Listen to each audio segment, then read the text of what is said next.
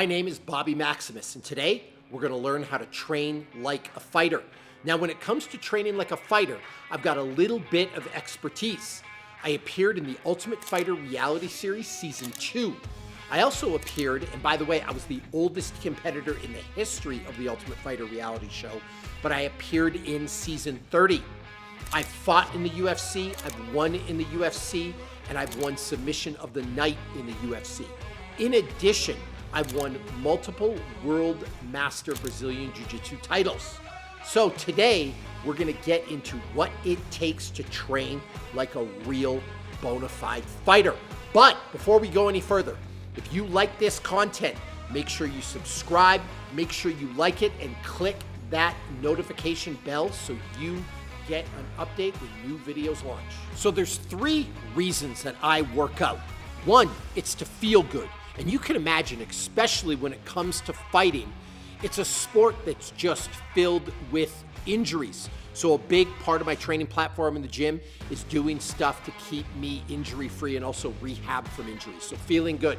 Number 2, I want to look good. I'm going to be honest with you. I want, when I walk to the cage, when I walk to the ring, I want to look good in a pair of fight shorts. And let's face it, most of you aren't stepping into the octagon anytime soon. So I'm sure looking good is a big part of your goal set or what you want to accomplish in the gym.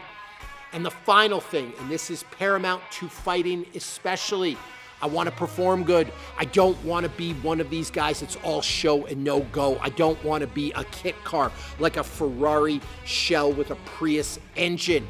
I want to make sure I have some real world, genuine horsepower under the hood. So those are the 3 reasons that I work out. For today's workout, we're going to start with the feel good portion. We're going to do a 10-to-1 ladder of overhead press. Now, what's the overhead press? I've got a barbell set up. You're going to grab it roughly shoulder width apart. You're going to step back from the rack. You're going to press the bar over your head. You're going to poke your head through so your spine's in line. You're not going to keep your head back here. And then you're going to lower the bar. You're going to start the workout by doing 10 strict reps. Notice there's a full range of motion. I touch my chest and I press up every single time. All right, so for the 10-to-1 ladder, a couple things with this. Number 1, I go up in weight a little bit every single round.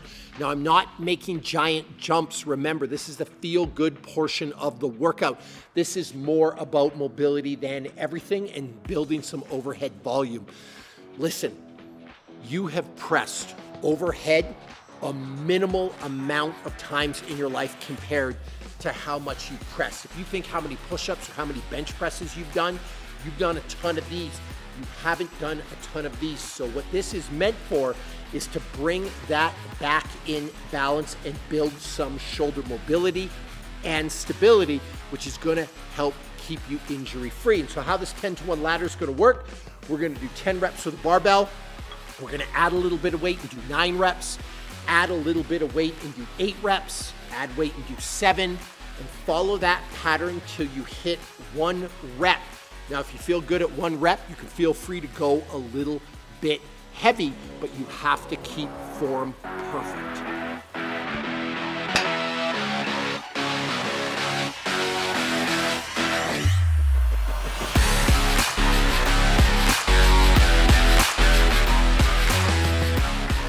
So we finished the mobility portion of the workout, and now we're moving on to an exercise that's extremely important for performance. Everyone's talking about shoulder stability. Everybody's talking about training their core. Nothing will sort out your shoulder mobility, and nothing will sort out your core like holding a big weight overhead and squatting it. Today we're going to do the overhead squat. Now, you may be new to these exercises.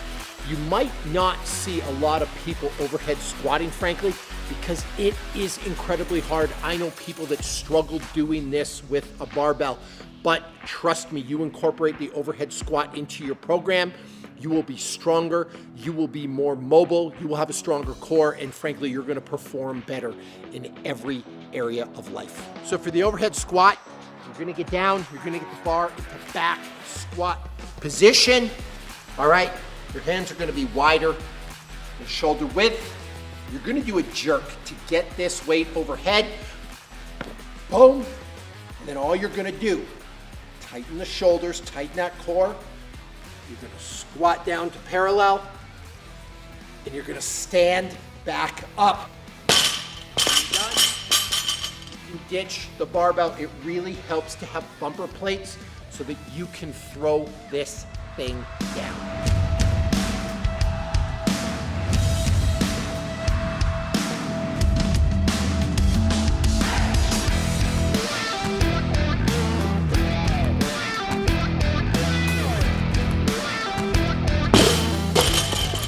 One of the nice things and an additional little benefit of throwing the weight down is to get the weight back up to the rack, you have to perform a power clean, which by the way, is a great movement for fighting and performance as well.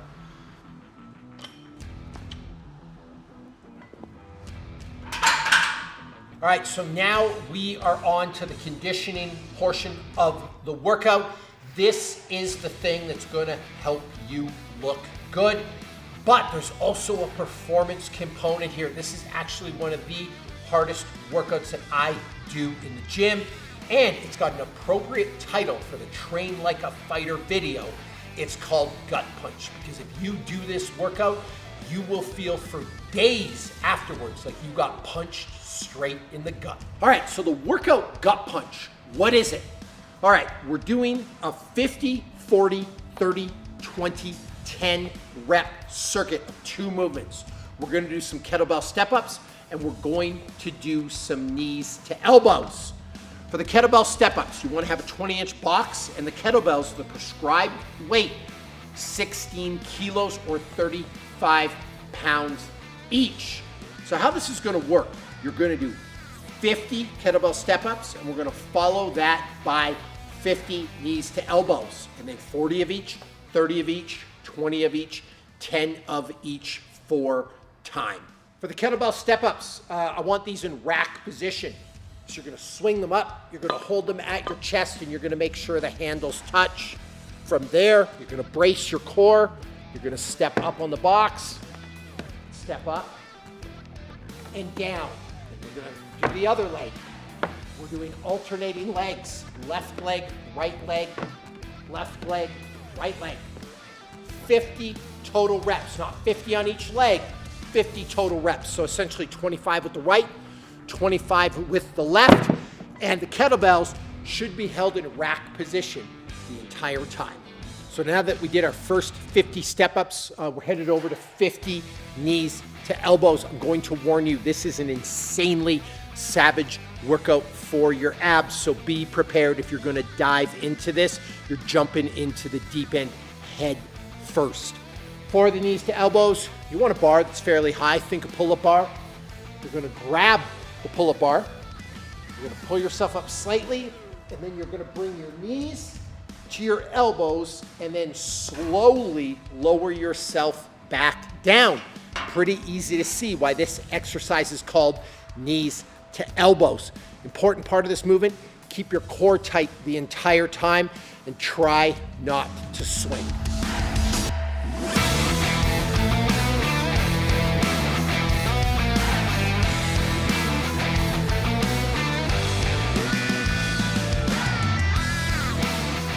People will ask me with the knees to elbows why I don't kip. Listen, if you're in a sports setting like you do CrossFit and you want to kip to start saving time, fine, I'm all for it. But in the context of this workout, I'm going for ab development. The stricter the movement, the better. That's going to relate better to fighting. It's also going to relate better to anything that you do in the real world, whatever your goal is. So you're watching this video and you're thinking, this is way too hard. There's no way in hell I can do 50 kettlebell step-ups with 16K kettlebells on a 20-inch box, and there's no way I can do knees to elbows. Well, first of all, it's your own damn fault. You shouldn't have clicked on a video called Train Like a Fighter. You had to know we were gonna bring the heat. It was going to be an incredibly hard workout, but I'm all about inclusiveness. I'm all about giving everyone a chance to play in the game. So we're gonna make a couple of substitutions. For the kettlebell step up, you can always go lighter. So I was using 16K kettlebells. Now I've got 12K kettlebells. So I was just checking to make sure I had the right weight. You people will call me out on the internet. And you can use a lower box. Instead of a 20-inch box, I'm going to use a 10-inch box. And so I'm going to do the same thing. I'm going to hold these in rack position, and I'm just going to step. It's a lot easier, and I can move a lot faster. But if this gets you in the game, I would rather you do this than nothing. Now, that's the modification for the step up. For the knees to elbows, we're gonna do something every single person on this planet can do, and it's just a simple sit-up. Listen, I think the sit-up is really, really, really underrated. It's one of my favorite exercises ever, and it's a great ab developer. So all you're gonna do for the sit-up, you're gonna get down on the ground. You can use a mat or the floor. I really don't care.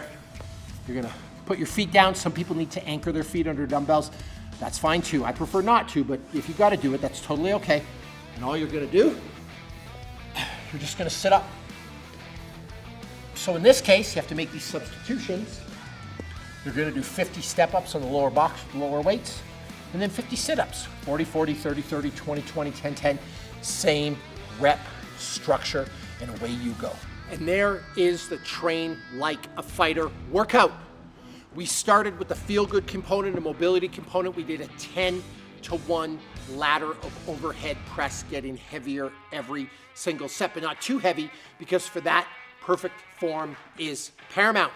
After that, we moved into one of my favorite functional strength exercises of all time, the overhead squat. We did a quick warm-up, and then we did 5 heavy singles, and then we got down to business. And I promise you, it will be the hardest abdominal workout you've ever done in your life.